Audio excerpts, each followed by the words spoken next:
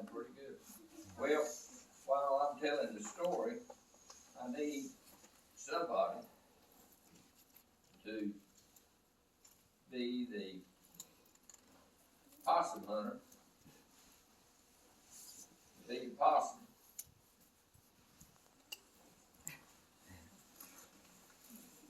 And beat the tree. So, I need me a possum hunter. I reckon I better get them close by, cause they're down on the front here. The possum hunter. You're Aaron Wallace, possum hunter. Actually, it used to be put it right in there. And stand right here. Stand right there. And we got somebody who'll have to hold the possum and be the possum. Let's look a little like it. Yeah, let's see here. Aaron Wallace was one of my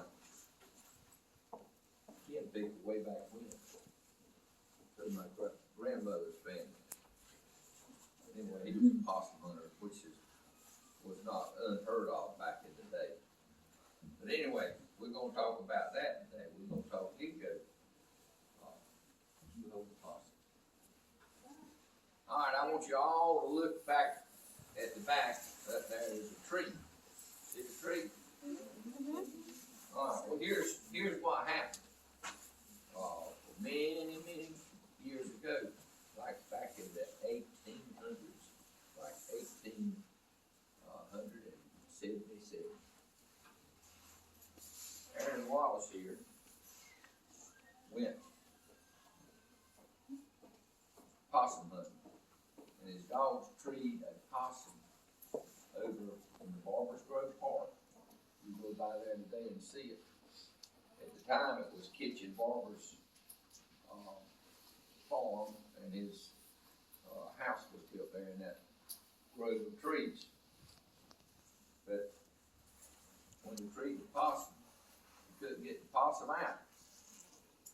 So Aaron Wallace had him and the people that were hunting with him cut the tree down and got the possum out. Now, there was left nothing but a little stump where the tree used to be. That sounds terrible, don't it? But what happened was, because things like that happen in your life, you'll have times when things go against you, and things won't work out just like you like. Happens sometimes. Might not do good on your test, you might be playing some kind of sports, you might not win. Things don't always go our way. Well, it didn't go our way for the little tree,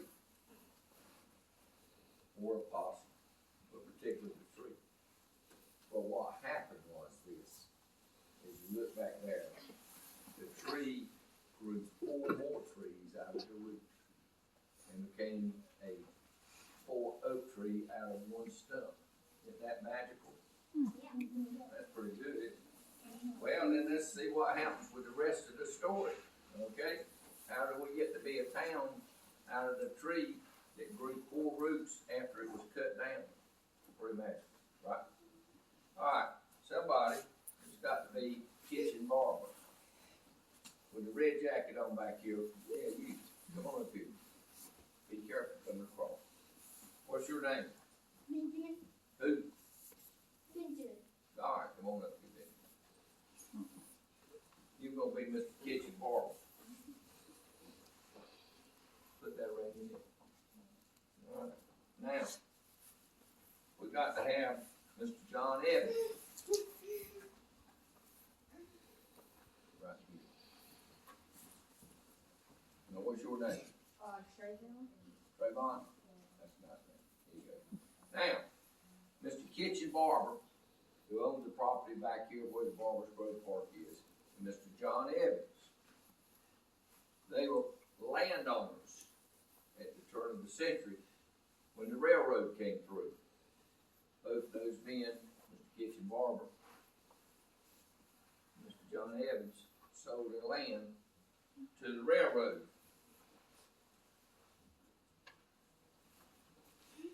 All right, Colonel Bridgers, who was with the railroad, he came through and stopped and saw these two men.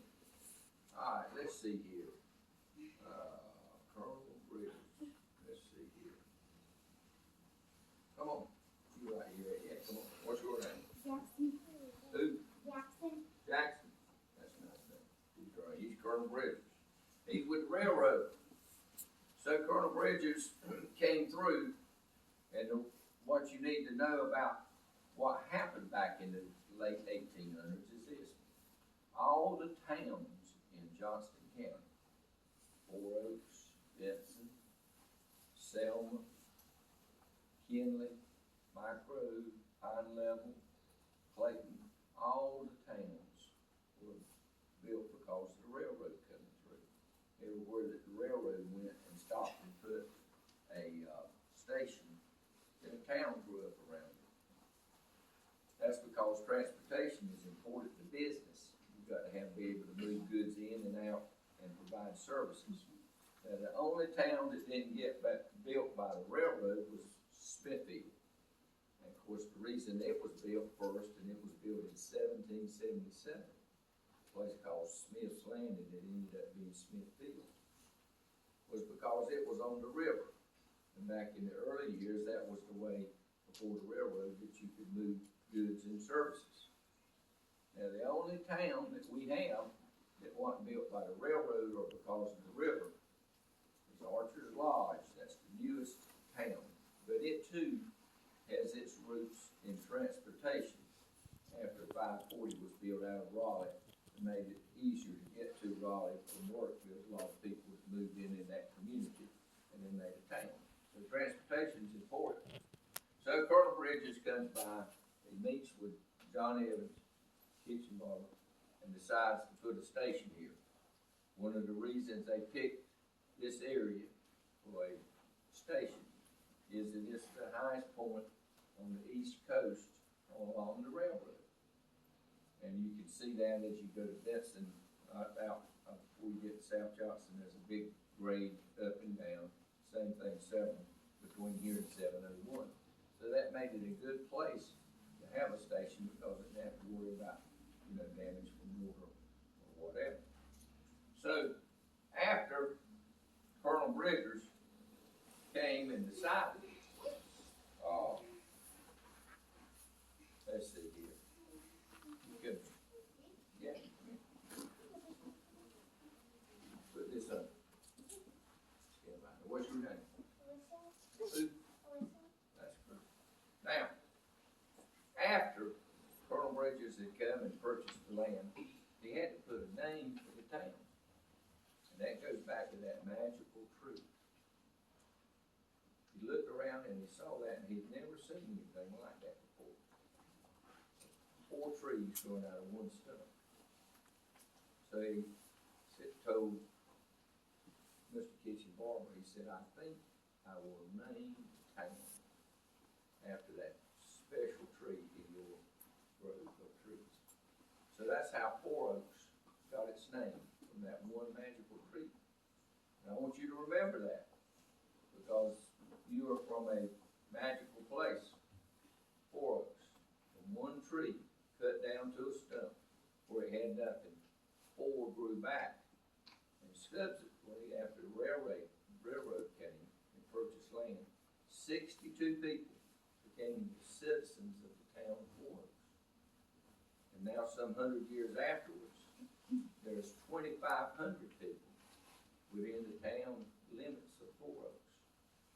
But in the Route 3 Four Oaks, which is basically the school district that kids that live outside of the town, some of you may live outside of the town, back towards Bentonville, or back up towards McKee's Crossroads. There's 10,000.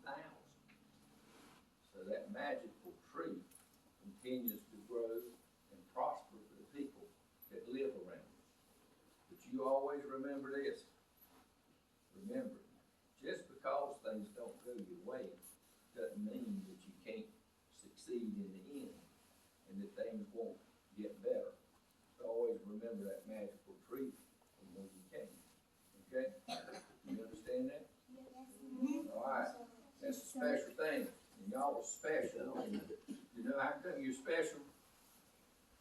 You're a special one because people, your parents and your teachers and your people in your church, they love you and they want you to do good. But the truth of it is, everybody needs you to do good because in the future, you're gonna be the teachers and you're gonna be the people that are gonna be running the town, and operating the businesses and running the hospitals. You're gonna be in charge. And the only way that you can do a good job at that is to do your homework and study and listen to your teachers. How many of you play sports? Sports is a good thing. What sports does, it teaches you, there's rules that you got to play by, right? Like you hit a foul ball, you don't get to run first base. You know, if you drop the pass, somebody throws to you, you can't, pick it up and run to, score a touchdown. All these things are rules that you learn to play the game by, and they're rules to live by that you'll learn as you go to school. Same thing is true with sports that you have to practice, right? You're gonna be good at sports, you got to practice. Well, if you're gonna be good at your schoolwork, what do you got to do? Practice.